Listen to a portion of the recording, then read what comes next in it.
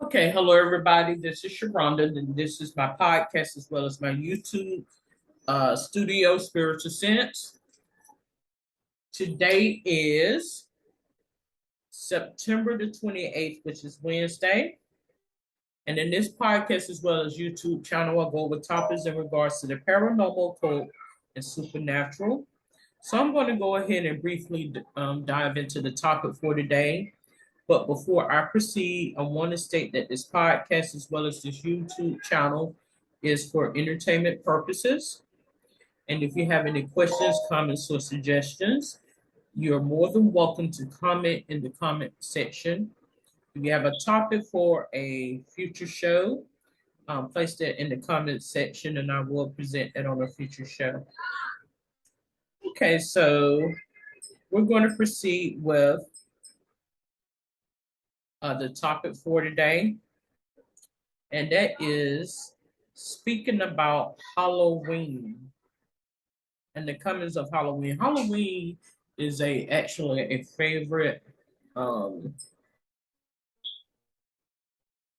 holiday of mine. It's not really a holiday, but the whole mystique in it all is something that's I find to be very very interesting. And so I'm going to pull up some information and in reference to Halloween. So is also known as All Hallows Eve, All Saints Eve, in celebration observed in many countries on October the 31st, the eve of the Western Christian feast of All Hallows Day. It begins the observance of All Hallow Tide, the time in the liturgical year dedicated to remembering the dead, including the saints, which are the hollows, martyrs, and all the departed. So give me just a moment.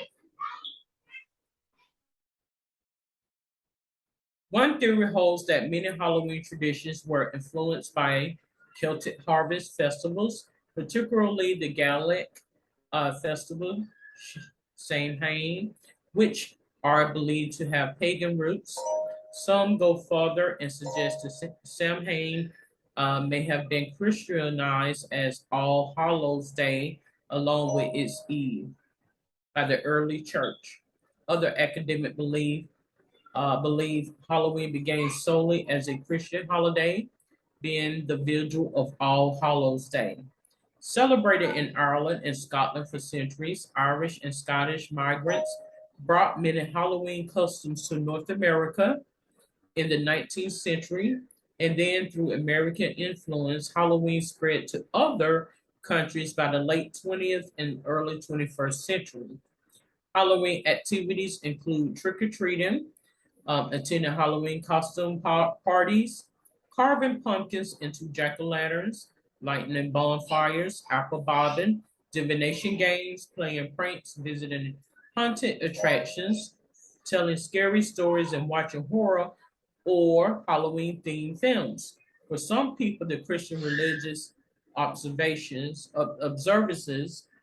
of All Hallows Eve, including attending church services and lighting candles on the graves of the dead, remain popular, although it is a secular celebration for others. Some Christians historically abstained from meat on All Hallows Eve, a tradition reflected in the eating of certain vegetarian foods on this vigil day, including apples, potato pancakes, and soul cakes. So I am going to go to the history. Let's see. It mentions Halloween is thought to have roots in Christian beliefs and practices. The English word Halloween comes from All Hallows Eve. Um, when the evening before the Christian holy days of All Hallows Day, All Saints Day on November the 1st, and All Souls Day on November the 2nd. Since the time of early church, major feasts in Christianity, um, such as Christmas, Easter, and Pentecost, had vigils that began the night before, as did the Feast of All Hallows. These 3 days are collectively called All Hallow Tide and are a time when Christians honor saints and pray for recently departed souls who have yet to reach heaven. Commemorations of all saints and martyrs were held by several churches on various dates, mostly in the springtime. In 4th century Roman Edessa, it was held on May 13th of 609. Pope Boniface, looks like the 5th, rededicated the Papillon in Rome to St. Mary's and all martyrs. This was the date of Lemurian, an ancient Roman festival of the dead. Beginning in the 4th century, the Feast of All Hallows in the Western Christian Church commemorated Christian martyrs, and in the 8th century, Pope Gregory III, between 1731 and 731 and 741, founded an oratory in St. Peter's for the relics of the holy apostles and all saints, martyrs, and confessors. Some sources say it was dedicated on November the 1st, while others say it was a Palm Sunday. By 800, there is evidence that churches in Ireland and Northumbria were holding a feast commemorating All Saints' Day on November the 1st. Cuin of Northumbria, a member of Charlemagne's court, may then have introduced this day, November the 1st date, in the Frankish Empire. In 835, it became the official date of the Frankish Empire.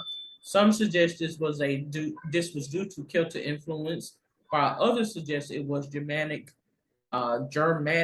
idea, although it is claimed that both German and Celtic-speaking people commemorated the dead at the beginning of winter. They may have seen it as the most fitting time to do so, as it is a time of dying in nature. It is also suggested the change was made on the practical grounds that Rome in summer could not accommodate the great number of pilgrims who flocked to it, and perhaps became a public health concern over Roman fever, which claimed a number of lives during Rome's sultry summers. So by the end of the 12th century, they had become holy days of obligation in Western Christianity and involved such traditions as ringing church bells for souls in purgatory. It was also customary for criers dressed in black to parade the streets, ringing a bell of mournful sound and calling on all good Christians to remember the poor souls. The All Hallow Tide custom of baking and sharing soul cakes for all Christian souls has been suggested as the origin of trick-or-treating. The custom dates back at least as far as the 15th century and was found in parts of England, Wales, Flanders, Bavaria, and Austria. Groups of poor children or poor people, often children, would go door to door during All Hallow Tide, collecting soul cakes in exchange for praying for the dead, especially the souls of the givers, friends, and relatives. This was called souling. Soul cakes were also offered for the souls themselves to eat, or the soulers who would act as their representatives. As with the Lenten tradition of hot crust buns, soul cakes were often marked with a cross, indicating they were baked as alms. Shakespeare mentions Solon in his comedy, The Two Gentlemen of Verona, in 1593, while Solon, Christians would carry lanterns made of hollowed out turnips, which could have originally represented souls of the dead. Jack-o'-lanterns was used to ward off evil spirits. On All Saints and All Souls Day during the 19th century, candles were lit in homes in Ireland, Flanders, Bavaria, and Tyrol, where they were called soul lights. They served to guide the souls back to visit their earthly homes. In many of these places, candles were also lit at graves on All Souls Day. In Brittany, libations of milk were poured on the graves of kinfolk, or food would be left overnight on the dinner table for the return of souls, a custom also found in Tyrol and parts of Italy. Christian minister Prince Sori Cote linked the wearing of costumes to the belief of vengeful ghosts. It was traditionally believed that the souls of the departed wandered the earth until All Saints' Day, and All Hallows' Eve provided one chance for the dead to gain vengeance on their enemies before moving to the next world. In order to avoid being recognized by any soul that might be seeking vengeance, people would don masks or costumes. It is claimed that in the Middle Ages, churches that were too poor to display relics of martyred saints at All Hallow Tide let parishioners dress up as saints instead. Some Christians observe this custom at Halloween today. Leslie Bannatyne believes that this could have been a Christianization of an earlier pagan custom. Many Christians in mainland Europe, especially in France, believe that once a year on Halloween, the dead of the churchyards rose for one wild, hideous carnival known as the Danse Macabre, which was often depicted in church decorations. Christopher Allman and Rosamund McKitterick write the New Cambridge Medieval History that the dance macabre urging Christians not to forget the end of all earthly things. The Danse Macabre was sometimes enacted at village pageants and court masks, with people dressing up as courts from various strata of society. And this may be the origin of the Halloween custom parties, is what it has mentioned here, which makes a lot of sense to deceive those spirits in a sense, for those who don't have, who's not able to shapeshift by way of costume, is to flee those spirits away.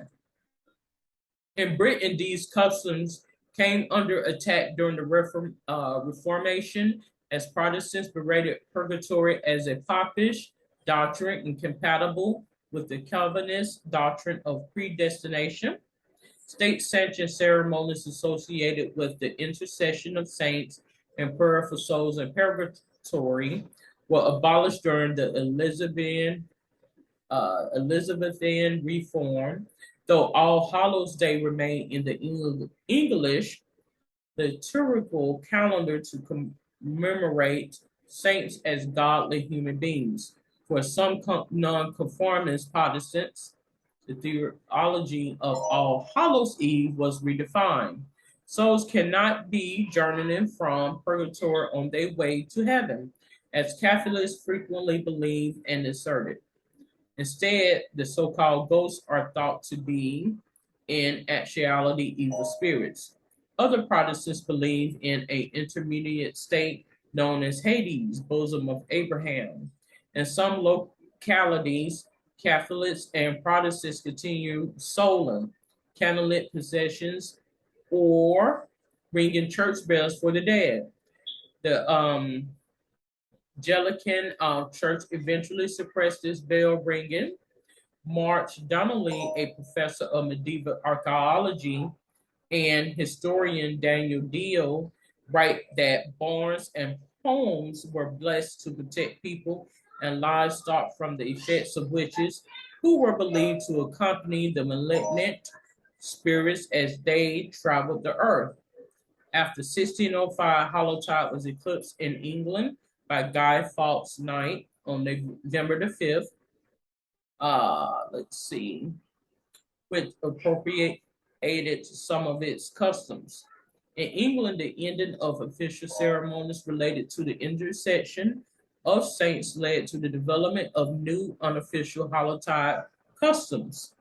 In the 18th through 19th century, rural Lancashire Catholic families gather on hills of the night of All Hallows Eve. One held a bunch of burning straw on a pitchfork, while the rest knelt around him, praying for souls of relatives and friends until the flames went out. This was known as Tinalay. There was a similar custom in Hertfordshire and the lighting of Tyndall fires in Derbyshire. Some suggested these Tyndalls were originally lit to guide the poor souls back to the earth. In Scotland and Ireland, old Hallowtide customs that were at odds with Reformed teachings were not suppressed as they were important to the life cycle and rites of passage of local communities, and curbing them would have been difficult. So it goes on to mention about parts of Italy until the 15th century. Families left meal out for the ghosts of relatives before leaving for church services. In 19th century Italy, churches stayed theoretical reenactments of scenes from the lives of the saints on All Hallows Day, with participants represented by realistic wax figures. In 1823, the graveyard of Holy Spirit Hospital in Rome presented a scene in which bodies of those who recently died were arrayed around a wax statue of an angel who pointed upward towards heaven. In the same country, parish priests went house to house asking for small gifts of food, which they shared among themselves throughout that night. In Spain, they continued to bake special pastries called bones of the holy and set them on the graves. At cemeteries in Spain and France, as well as in Latin America, priests led Christian processions and services during All Hallow Tide, after which people an all-night vigil kept the all-night vigil. In the 19th century in San Sebastian, there was a procession to the city cemetery at All Hallow Tide, an event that drew beggars who appealed to the tender recollections of one deceased relations and friends for sympathy. So it just goes on and on and on. It mentions about the Gallic folk influence. I'm not going to go too much in depth with that. Um, let's go down a little further. It goes on to mention about, festivals of divination rituals, fortune telling, apple botting, dream interpretation, and it goes on and on and on in reference to Halloween. So I'm going to go in reference to Halloween coming to North America as it indicates here. So Leslie Bannatyne and Cindy Alt wrote that in I want to say that's in the Anglican, I guess that's how you would pronounce it, colonists in the southern United States and Catholic colonists in Maryland recognize All Hallows Eve in their church calendars, although the Puritans of New England strongly opposed the holiday, along with other traditional celebrations of the established church, including Christmas. Almanacs of the late 18th and early 19th century give no indication that Halloween was widely celebrated in North America. It was not until after mass Irish and Scottish immigration in the 19th century that Halloween became a major holiday in America. Most American Halloween traditions were inherited from the Irish and Scots, though in Cajun areas, a nocturnal mass was said in cemeteries on Halloween night. Candles that have been blessed were placed on graves, and families sometimes spent the entire night at the gravesite. Originally confined to these immigrant communities, it was gradually assimilated into mainstream society and was celebrated coast to coast by people of all social, racial, religious background by the early 20th century. Then, although American influence, these Halloween traditions spread to many other countries by the late 20th and early 21st century, including to the mainland of Europe. So It looks like I've double clicked off. Give me just a moment.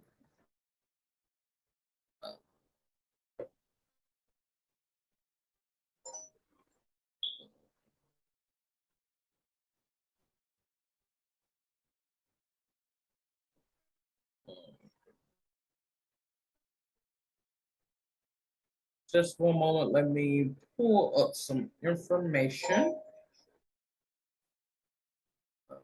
Wikipedia.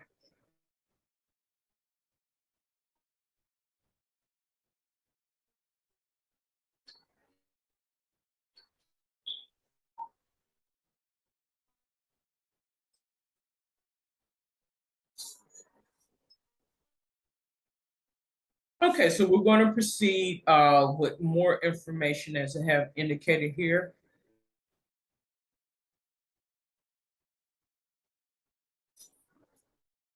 Okay, symbols.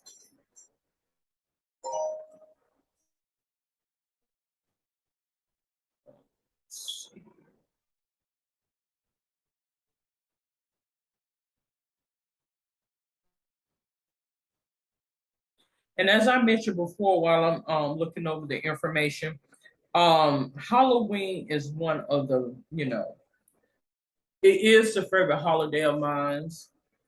So it mentions about development of artifacts and symbols associated with Halloween form over time. Again, the jack-o'-lantern are traditionally carried by geysers on All Hallows Eve in order to frighten evil spirits. Um,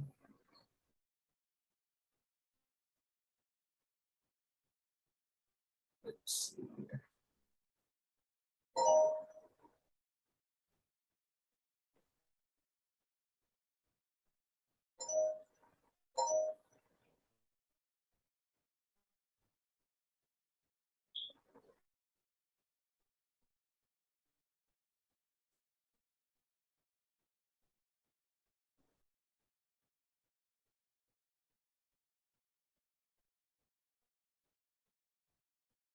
So it goes a little bit further again. Um, again about the trick or treating, and that was a account to deceive the spirits. And I'm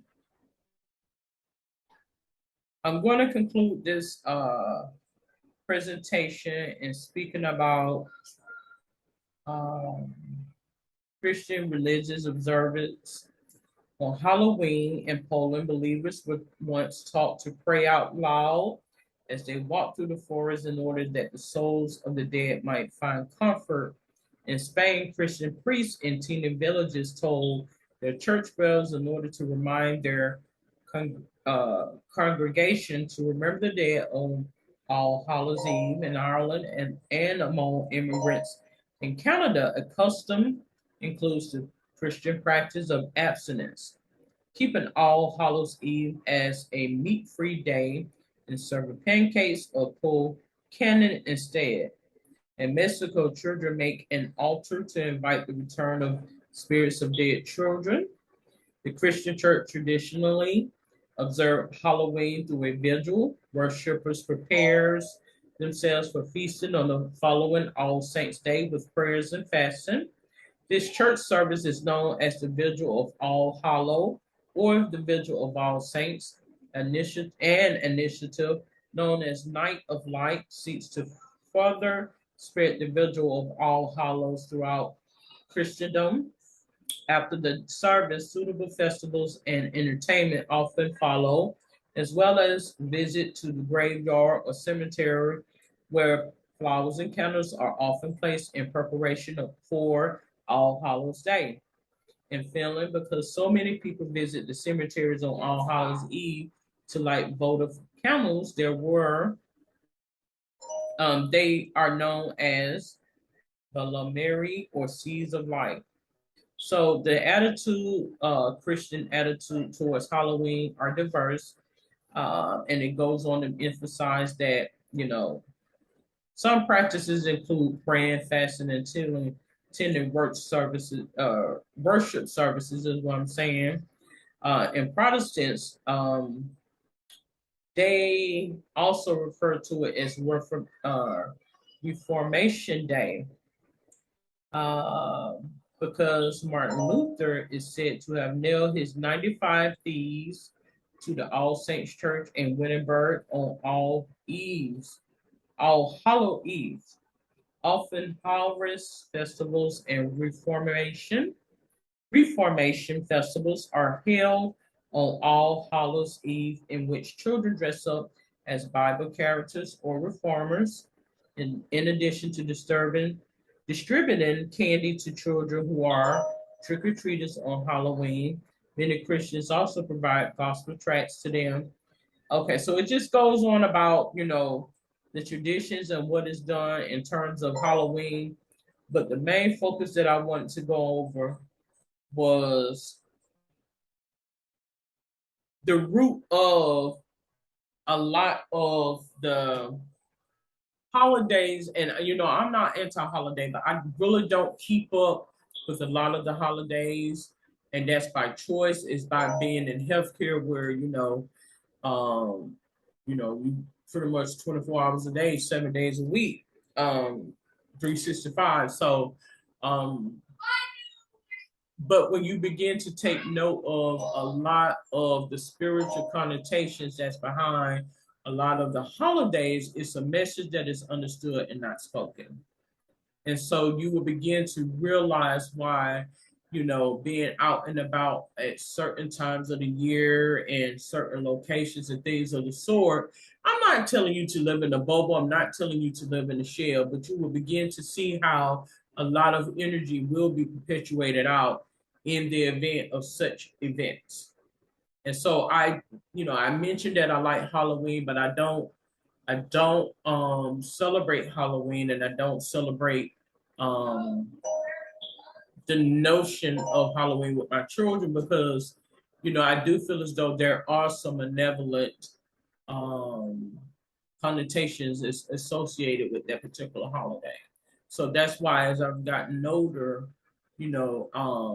I become wiser, and you will begin to see how the powers that may be begin to prey on certain individuals during certain cycles and seasons throughout the year. And that's just my personal opinion. As I mentioned on the podcast, when I mentioned about, spirituality and moon cycles, I think it works the same way with a lot of the holidays that we have. And so, other holidays I'm going to be looking into and providing information in the future as well. Because I was going to just do the podcast focus on holidays, but I'm going to wait till it's that time to present. Okay.